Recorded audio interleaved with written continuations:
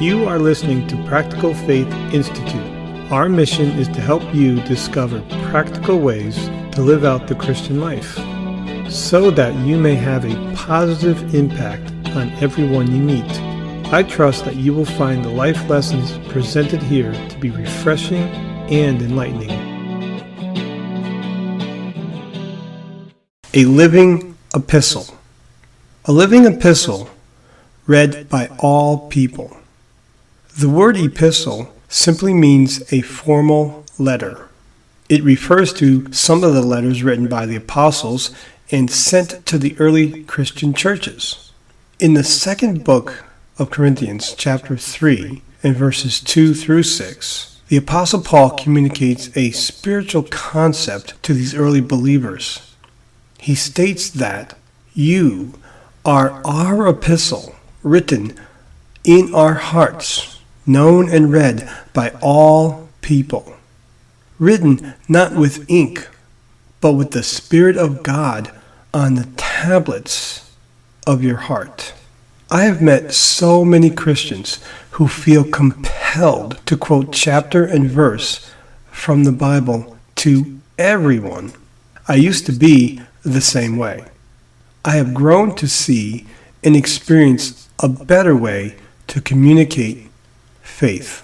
It is in being this living epistle read by all. Now, the way that looks is when you and I encounter people, they observe the way you and I conduct ourselves. Do we display good fruit? Do we treat others with kindness, gentleness, patience, and genuine love with compassion? Notice these are all listed in Galatians chapter 5, known as the fruit of the Spirit.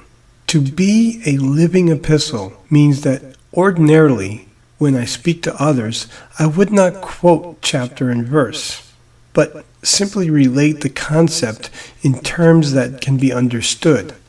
The impulsive habit to constantly quote from the Bible is not really needed in most situations.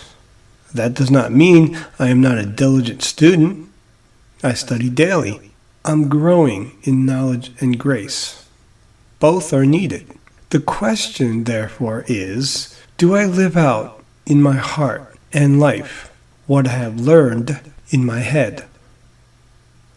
Do others see that I have this fruit without me even talking about it? If so, then I and you are becoming a living epistle.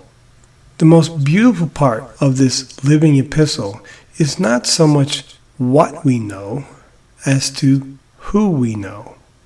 Yes, we claim to be followers of Jesus. We claim to know him. Yet, we should honestly evaluate that if we said nothing to others about our faith, can others tell that we have been in the very company of Jesus? I have often challenged myself. Do I carry the very essence of Jesus in such a way that others can tell something is very different about me?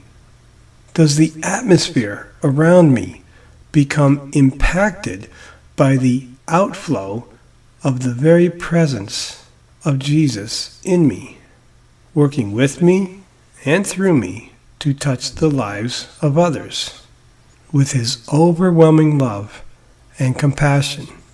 To me, that is a living epistle read by all.